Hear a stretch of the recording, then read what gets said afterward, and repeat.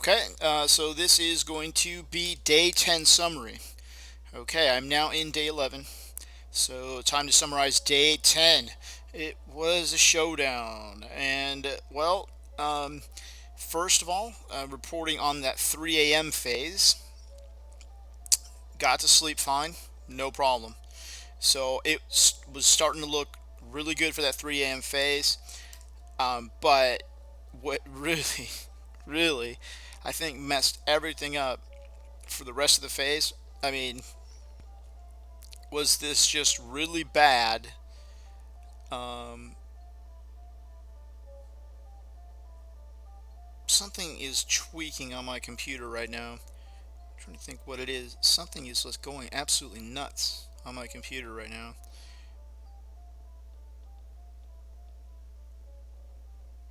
Okay, it stopped. Let's see. Pull the webcam back up. Okay, it's not that. It looks like it's Microsoft Excel. No. Okay. Well, anyway, back to what I was saying here. Okay, so what happened in the next phase? Okay, was phase. That's a 7 a.m. phase,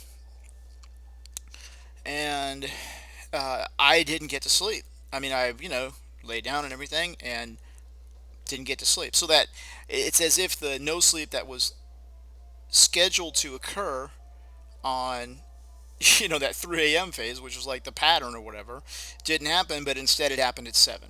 Okay. All right, and then I had to. I had to pay for that in the next phase. Okay.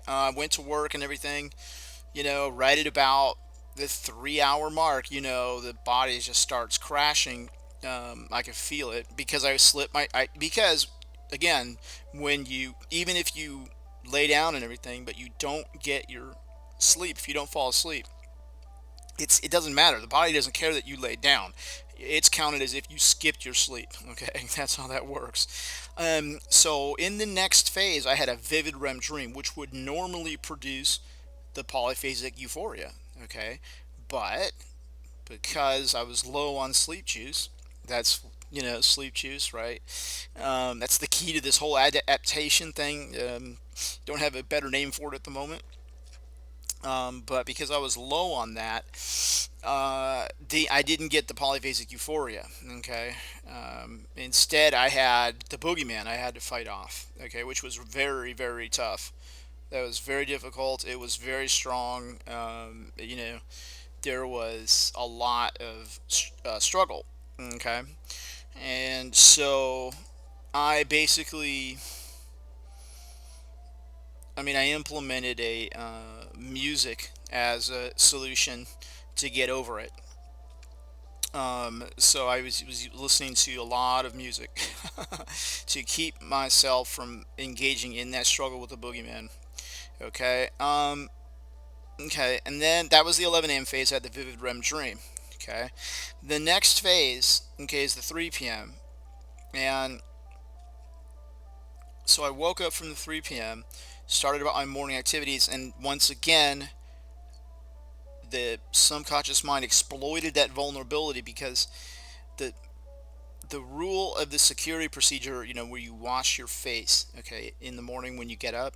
In other words, once you turn off the alarm, the next thing that you do is you must stand up, walk to the bathroom, and wash your face. Okay, that is required. All right, but instead, I've been messing around with the chords and doing different things and doing the charting and just and right there is the most vulnerable point, and the subconscious mind discovered it. So I had like a 45-minute micro sleep sitting there. Not sure about the exact time, but 45 minutes would be, I think, the maximum it could have been. Okay, so that's just terrible. And then and then the following phase, which is the 7 p.m. phase, I didn't get to sleep. Dang, just absolutely terrible, but that's it's what we're dealing with. That okay, and then finally the 11 p.m. phase, got to sleep fine. All right. So I did the math, and I can't see that I did any better than Matthew Armstrong. Yeah, Matthew Armstrong. Can't say I did any better. I'm hovering right around 3 hours a night on average.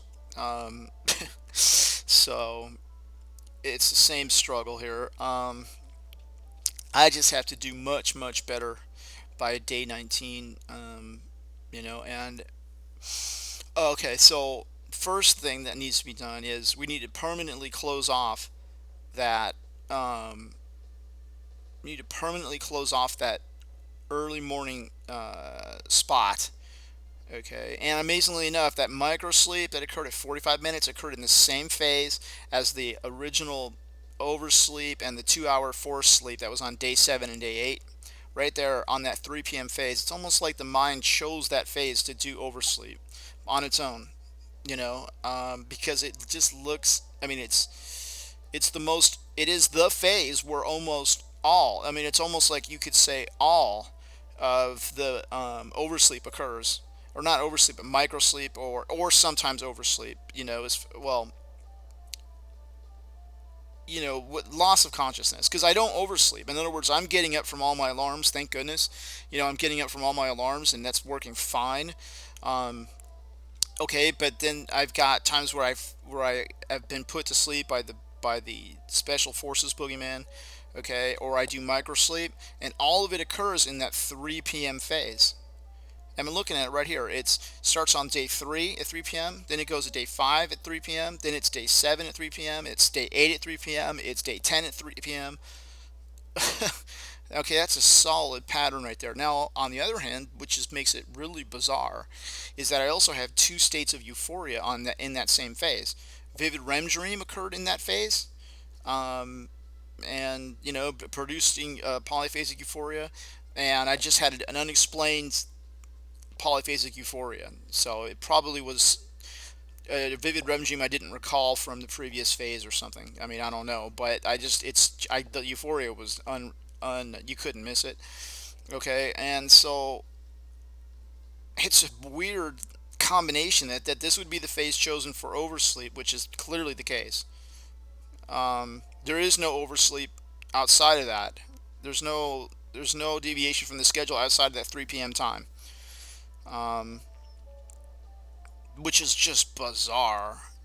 But I know, don't ask me why, but I'm gonna have to be extra vigilant in that phase. It just lines it right up, and the most actually, except for day 1 and 2, okay, the most I've been able to go, and this is something I didn't even notice, the most I've been able to go without having some sort of additional sleep or unscheduled sleep or something different in the sleep pattern is 1 day. There's been an event starting on day 3 all the way to day 10. There's been an event in that phase every single time, and it's no more than a day apart. So there's like 1 day in between that'll be either euphoria or a vivid REM dream or something that produces euphoria. So it'll either be euphoria or regular sleep, but only one of those days. The next day is going to be an event. So that means that I would expect on day 11 that I'm going to be fine. Maybe even euphoria, who knows? But we'll see. See if that's pattern two. I have no idea. And then on day 12, I would expect that there's going to be an event at 3 p.m. based on this chart. So I know definitely to be looking out. And the first thing I need to do, because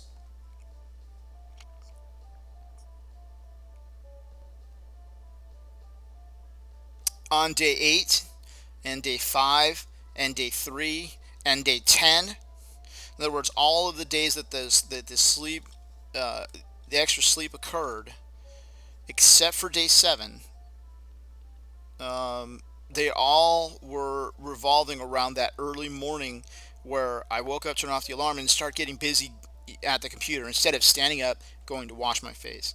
Okay, so permanently closing off that avenue is going to pretty much eliminate this whole problem. It eliminates the whole pattern.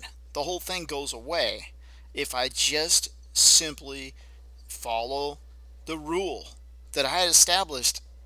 I mean, back on my first attempt, I knew to do that, and so this is like that was just stupid. I mean, just to allow that to happen like that, and amazing that the mind figured it out. But that's exactly what happened. The mind figured out that's a vulnerability right there and jumped in. I mean, that's crazy, but it happened. So, all right. So, like this morning, that's exactly what I did. I plugged in. I turned off the alarm, got up, washed my face. That's just a rule. That do that before I do anything else. Okay, and that is going to cut off this whole problem right here. And that is based on what I've discovered so far. That should just like instantly adapt me. I mean, after I don't know 3 days or something, I should be like in like awesome shape. Because and then we'll see what happens. Okay, once that avenue is closed off, when it tries to come back again and it can't, that may just force the full adaptation. So um, okay, so that's definitely what I'm going to do. And that's what I'm doing. Going to continue to do. Um, let's see what else.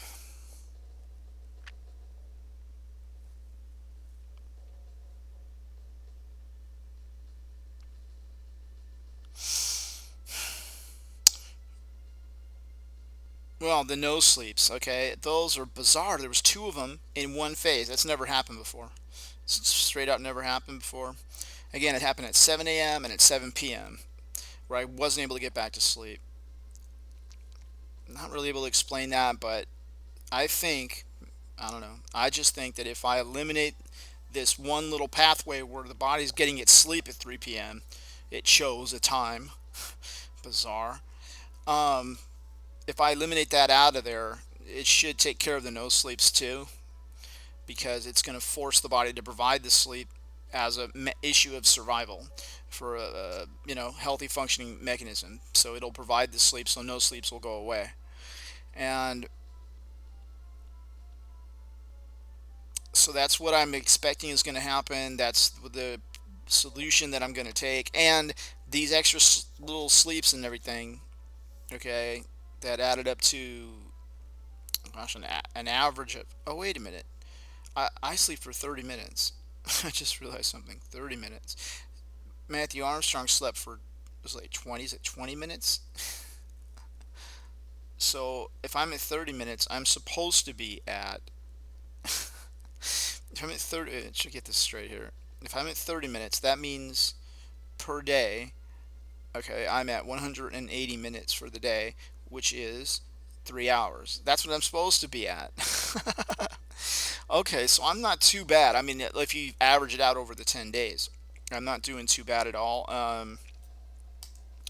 Because, let's see, I'm averaging 3.325 hours per day of sleep. Okay, now 3.3, the oversleep is represented by 0.325 hours in a day. That is considered oversleep on average over the 10 days. So that's an extra, let's see, 0.325. So, I mean, I'm not a mathematician here, but let's see, times, let's see, point equals 19.5 minutes. So, okay. So I'm sleeping on average per day an extra 19.5 minutes. So it's almost like I'm sneaking in an extra nap. It's, you know, which is weird because Steve Pavlina did the same thing.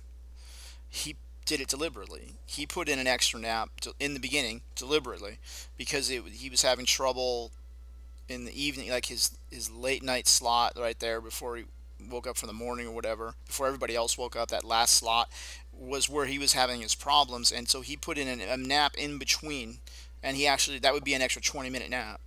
So instead of me doing it intentionally, my body's doing it, and he so just kind of bizarre there. Um, so actually, I'm doing better than Matthew Armstrong did. Okay, which is like whoop-de-dee, I guess. Okay, so I mean that's not really what I'm looking to see. What I'm looking to see, number one, is first of all, elimination of these no sleeps. These things are nuts. I've never had so much no sleep in any attempt that I've done, either of the two attempts before. Never had this many. This is an epidemic. I never had two in a day. That's insane. Not be able to get to sleep twice. I'm drinking zero coffee. That's just bizarre. And something's not right. I mean, I don't know what it is, but that's just, I've never seen anything like that before. And it is screwing me up. Okay, that's the first thing I need to get rid of those. Okay, so that the best way to get rid of no sleeps is to get rid of oversleeps. Okay, so and then apparently the time to watch out for is at 3 p.m. and I know where it usually strikes is in the like after I wake up. It's going to want to get me right back in. That's where I'm closest to sleep, and it can just jump in and push me back. And it's found out that it can do that, so um, that's got to be eliminated. So, uh,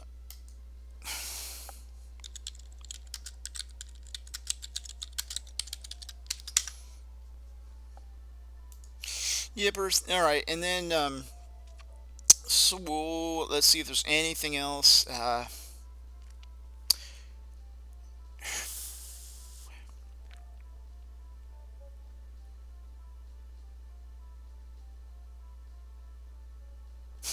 It's very interesting how it ended up being like an extra 20-minute nap per day on average. That's pretty weird. So I just need to get some time in. I mean, um, I need to get like it. The next 3 days will be really demonstrative. Okay, the next 3 days because I can prove that I've broken the pattern. That 3 p.m. pattern, broke it. Okay.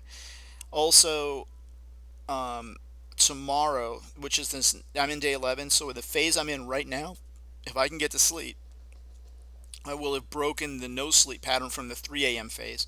But I also need to find out what the heck is going on with these no sleeps in the two other phases, the 7 and the 7 p.m., the two sevens. See if that just disappears. And after about 3 days, I'm going to be able to really tell the difference. There's going to definitely be a difference in the overall picture. Okay, so that I really can't determine anything more than that. Um, so that's pretty much going to be it. I will update you guys. Okay, if there's any supplemental notes that I need to make, I'll definitely update you guys. Otherwise, the next day summary will be day 11. So, all right, thanks for watching. We just need to push a little bit more and get over this hump, and I can move on to my fully adapted life as a polyphasic sleeper. Perfectly balanced life, might I add. It absolutely is. So, wish you the best.